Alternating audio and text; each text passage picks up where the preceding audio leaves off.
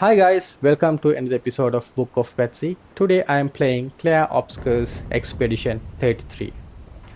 And in this video, I'll be giving you some important points that you should know based on 4 points that will help you beat the final boss easily and which I have ignored when in my playthrough. So the first thing is the level. So when you come near the final boss, you should be around level 48 to 50. This will make beating the final boss very easy. So the thing is, if you can go through the normal enemies that comes in your main quest path, fight with each and every one of them. You will learn the tactics of the boss that is gonna come next, or you will earn a lot of XP. And by the time you come to Monolith, a place called Monolith, a place before the final boss, you should be around level 30 to 35. Where when you go through the Monolith, you will face a lot of enemies that you can fight through and easily gain 10 levels. So this way, when you beat or like when you face the final boss, you should be around level 45. So this includes if you really are finding it hard to dodge or parry, you should still be able to manage to kill the final boss. And that means there were like two final bosses. So the part I was saying, the monolith comes as Act 2 end, and then there's a final boss in Act 3. So by that time, you would have already following the same steps where you face each and every enemies and you come to around level 54 to make that final boss easy as well.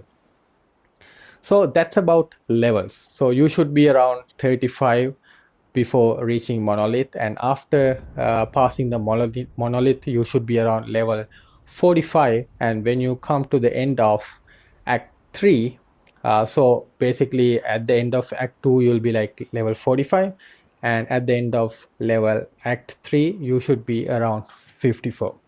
So next one is the most important one is weapons.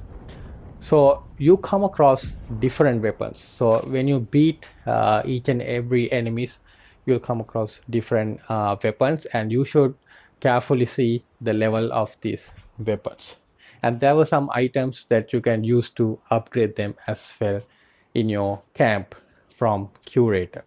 So the higher the level, you'll see the power level is high as well, and also it contributes to the stats like agility, vitality, luck, and all the other stuff. And also it will have some perks as well for level 4, 10, and 20. And when you reach the act, or like up to the level of Act 3, the maximum level your weapon can go is level 20.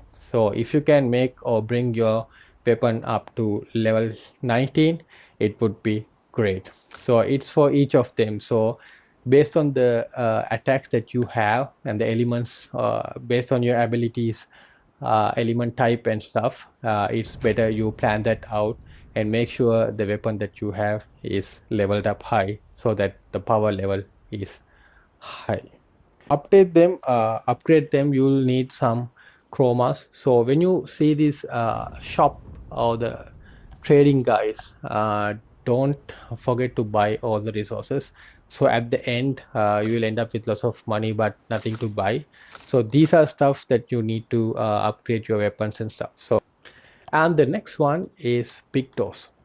So this Pictos is really important because you should see there's something called Pictos listed here, where there we have selected 3, and also here under this Luminas you see the same stuff and more.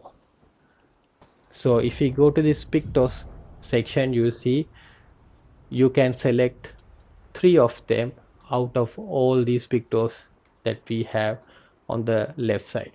Okay, so the important thing is So in the Pictos section, you can select 3 of them, and this Pictos also have some stats.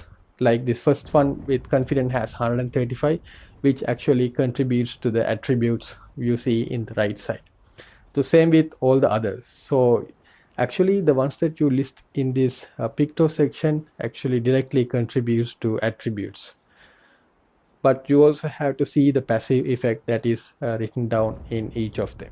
So you have to be careful whether even though the stats is high, whether you are having the passive, the correct passive that you really wanted. Okay. And once you have these Pictos as your main 3 Pictos and you battle 4 times, they kind of like get evolved where you can actually list them under this Lumina section. Pictos you can list here as well, which will give its passive abilities to you. So the attributes, that means the defense and health and speed, these values will not get counted when it was listed under Luminas. So that means they can have more than these 3 passives you see in this main Pictos.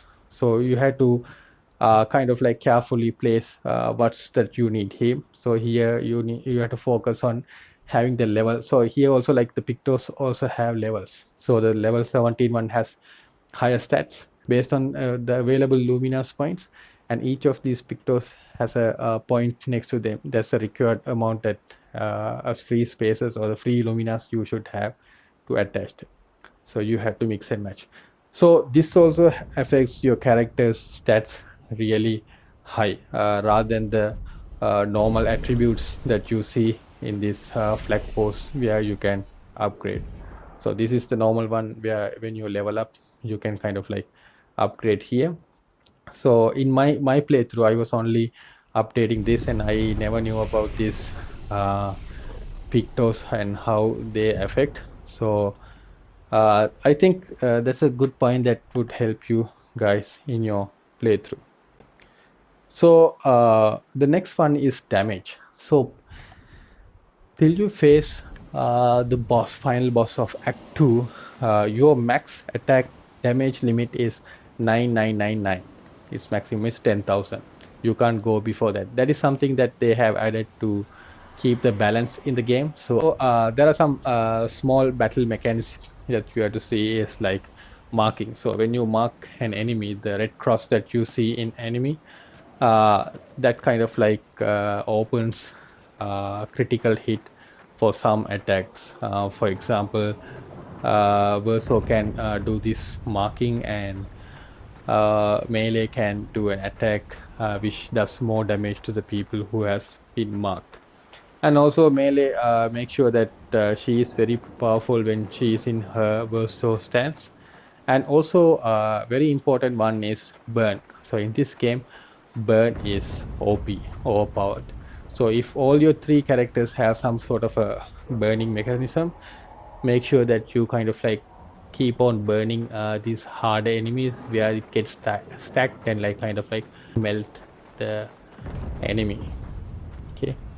And these floating enemies. So make sure these floating enemies, you kind of like aim and shoot them and kind of like silence them even before they start attacking because they kind of like dodge easily for your normal attack.